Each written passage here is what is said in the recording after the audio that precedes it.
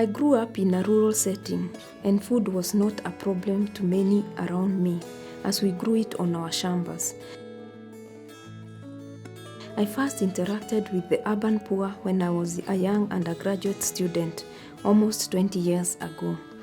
I met Maria, a single mother of 2, Rima about 8 years and Mati about 5 years, shortly after I went to the university.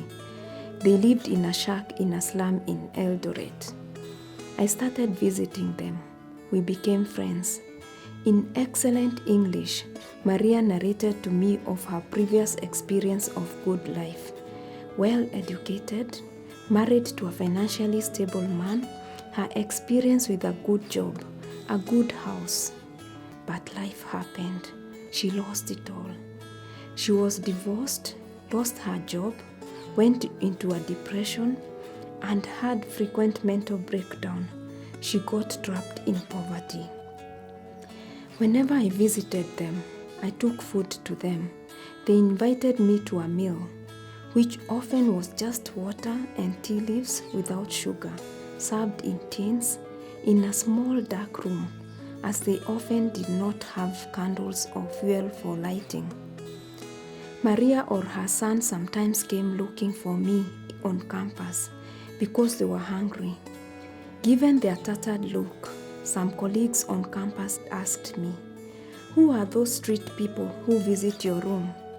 True, they were sometimes street people, but in my heart I knew they were people just like me, with hopes and aspirations, but trapped in poverty. Maria did not live to see a better day for herself and her children. She died a year after I left campus from diseases of vulnerability. But Maria's story is not isolated. This experience with the urban poor gave me a great impetus to work among the poor, the urban poor particularly, and I conducted my first research as an undergraduate among the urban poor in Maria's community. I wanted to understand the quality of water they used. I wanted to inform change for them.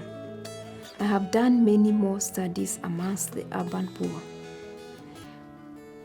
My call is to all of us to realize that inside the shacks, behind the cardboards of beggars, behind the voiceless faces lie real humans with hopes and aspirations like we all do, only that their paths differed. If only someone intervened. If you are a rich man, then you are a wise man. Who say